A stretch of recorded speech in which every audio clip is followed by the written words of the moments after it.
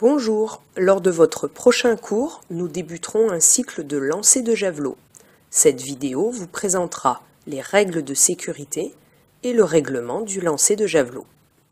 Tout d'abord, voyons ensemble les modalités d'installation du matériel et de rangement. Les javelots se trouvent dans le local EPS situé sur le plateau sportif du collège. Ils sont disposés dans un bac à droite de l'entrée. Lorsque vous récupérez votre javelot, il vous faudra impérativement faire attention à ne blesser aucun camarade. Pour cela, mettez-vous en file indienne pour entrer et sortir du local, ne vous bousculez pas, sortez le javelot du bac à la verticale. La porte du local étant moins haute que le javelot, pour la franchir, inclinez le javelot par le bas pour éviter de pointer le haut du javelot vers le visage d'un camarade. Déplacez-vous en marchant, avec le javelot toujours positionné à la verticale, pour éviter de donner des coups involontaires à un camarade en se tournant. Gardez la pointe du javelot bien au-dessus du sol pour éviter de l'abîmer. Nous débuterons toujours le cours par un échauffement spécifique. Nous emmènerons donc les javelots sur l'aire de lancer et les disposerons au sol prêts à lancer, en veillant à les séparer d'au moins 2 mètres chacun. Vous l'avez compris, le principal danger de cette activité serait de lancer le javelot vers une aire où se trouverait encore une personne. Pour éviter tout accident, voici les consignes de sécurité à appliquer obligatoirement. Ne jamais lancer le javelot si quelqu'un se trouve dans la zone de réception, c'est-à-dire la pelouse. Pour cela, il faudra impérativement attendre l'autorisation du professeur pour lancer et attendre son autorisation pour aller récupérer son javelot.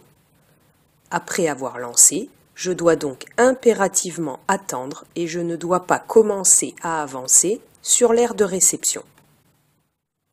Lorsque nous travaillerons en duo, c'est-à-dire avec un javelot pour 2, le coéquipier devra veiller à rester au moins à 3 mètres derrière le lanceur pour ne pas se blesser avec l'arrière du javelot.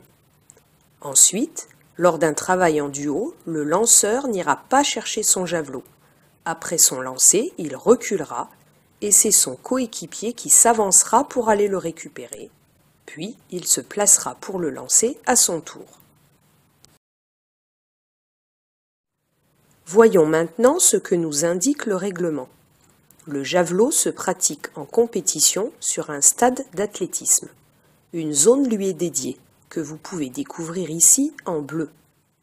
Vue du sol, la zone comprend d'abord une zone d'élan, dans laquelle le lanceur doit courir en effectuant une course d'élan rectiligne à l'intérieur d'un couloir de 4 mètres. Il ne doit pas marcher sur les lignes latérales aussi longtemps que le javelot n'est pas retombé au sol.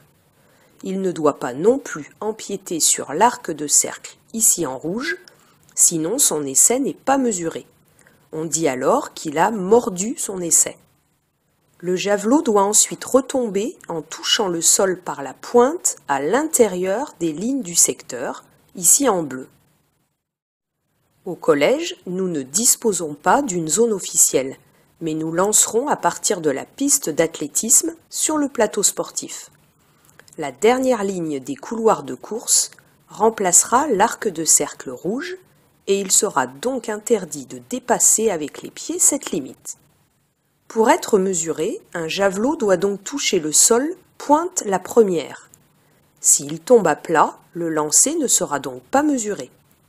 Par contre, si la pointe du javelot touche le sol en premier et si ensuite il retombe à terre, le lancer est validé et peut donc être mesuré.